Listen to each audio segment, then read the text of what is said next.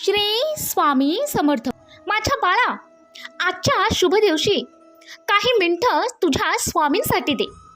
बाळा, आज तू खूप आनंदी आहेस आणि तुझा आनंद वाढवण्यासाठी मी तुझ्यासाठी एक योजना आखली आहे जे तुझ्या हिताचं आहे.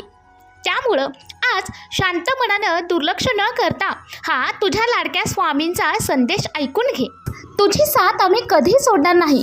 तू पाहून दुर्लक्ष करू नकोस, कारण बाळा, आज नवीन अध्यायामध्ये तुझा प्रवेश झालेला आहे. आजच्या संदेशामध्ये तुझ्यासाठी भरपूर आशीर्वाद आहेत जे स्वामींनी खास तुझ्यासाठी दिलेले आहेत.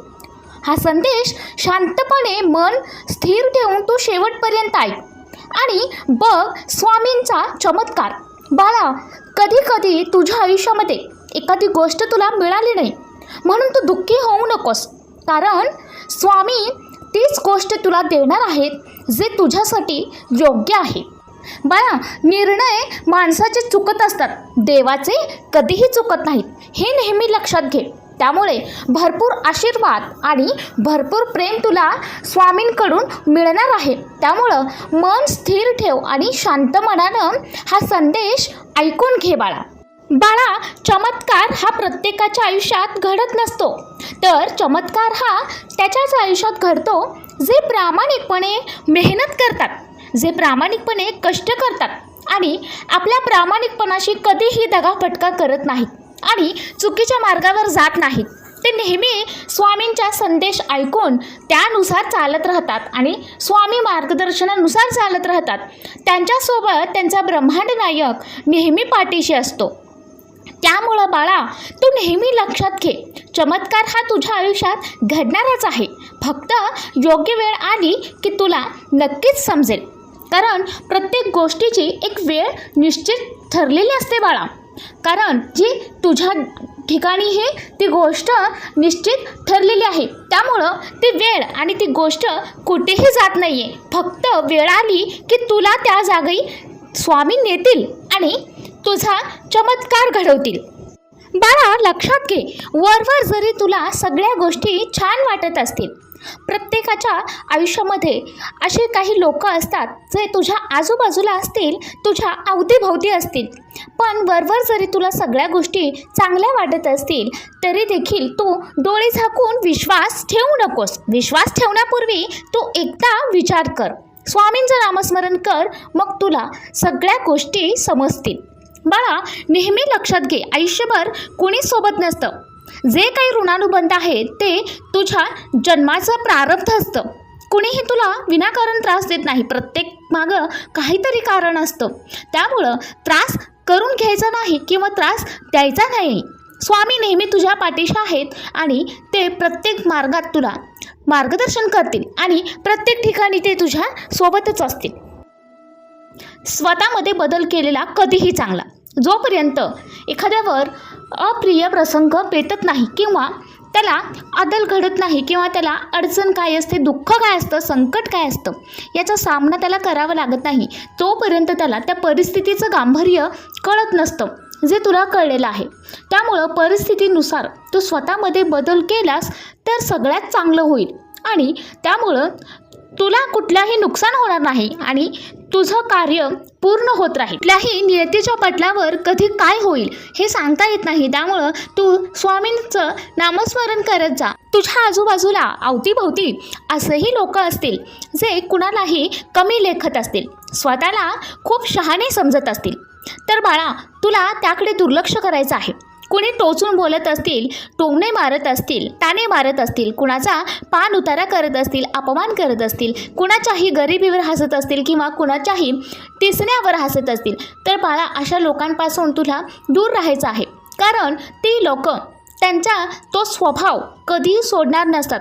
त्यामुळं अशा लोकांकडे दुर्लक्ष करून आपण आपले कार्य करत राहायचं, कारण स्वामी माऊली नेहमी तुझ्या पाठीशी आहेत आणि अशा लोकांना स्वामी कधीही साथ देत नाहीत.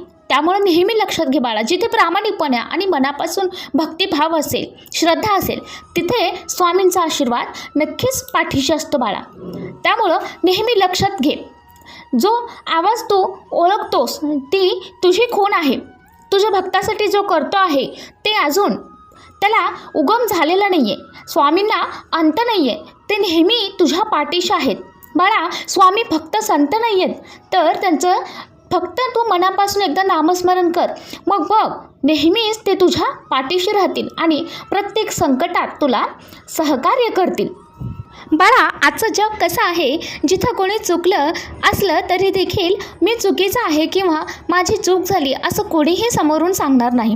त्यामुळं स्वतःची चूक मान्य करायला देखील तेवढंच धाडस लागतं, तेवढंच मोठं मन लागतं. बाळा, नेहमीच लक्षात घे. त्यामुळं सगळंच सुंदर असतात किंवा सगळेच बरोबर असतात, कुणाच्याही विचार, कुणाच्याही गुण, रूप हे सगळे चांगलंच आहे असं तू गृहीत धरूच नकोस. त्यामुळं कुठली सुंदरता आपण बघतो ते महत्त्वाचं आहे, कारण देवाने प्रत्येकाला सुंदरच बनवलं आहे. त्यामुळे त्यामध्ये भेदभाव न करता, स्वतःची तुलना इतरांशी न करता बाळा, तू जसा आहेस तसाच राहा.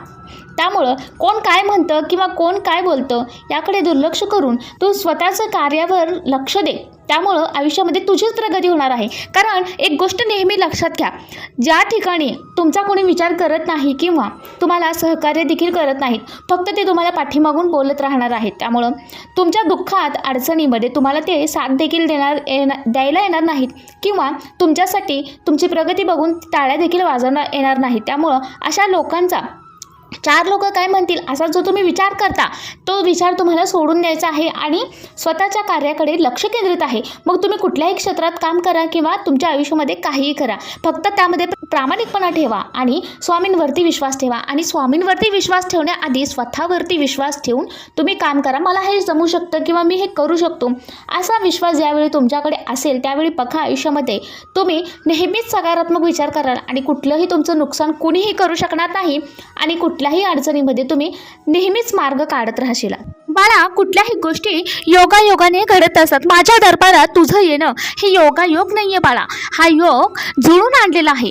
कुणालाही न दुखवता जग आणि तुझ्या सुंदर कर्मानं तुझं जीवन आणखीन चांगलं बनव. आज स्वामी तुला बोध देत आहेत बाळा. जो भक्त मनापासून स्वामींचं स्मरण करतो, शुद्ध निर्मळ मनानं आचरण करतो आणि प्रामाणिक कर्म करतो, तर त्या बाळाकडं ईश्वरीय गुणाचा साक्षात खजिनाच आहे. अशा भक्तांच्या विश्वासाचा स्वामी कधीच अपमान होऊन देत नाहीत. नेहमी त्या विश्वासाला ते पात्र ठरतात आणि नेहमी साथ देतात. त्यामुळं सुरुवातीला तुला कुठल्याही कामात कितीही त्रास झाला तरी त्याला न्याय हा नेहमी मिळणारच आहे आणि अंतिम विजय तुझाच होणार आहे, हे नेहमी लक्षात घे. बाळा, तुझ्या शत्रूंची, तुझ्या जे हितचिंतक नाही आहेत, जे तुझं नुकसान करतील, अशा लोकांपासून तुला स्वामींनी नेहमीच बचाव केलेला आहे आणि वेळोवेळी संकेत दिलेले आहेत. अशा लोकांना त्यांच्या कर्माची शिक्षा ही मिळणारच आहे. पण स्वतःची चूक बाजूला ठेवून कोणाचं चुकलं हे शोधणारे हे मात्र आहे तिथंच राहतात. त्यांची कधीही प्रगती होत नाही.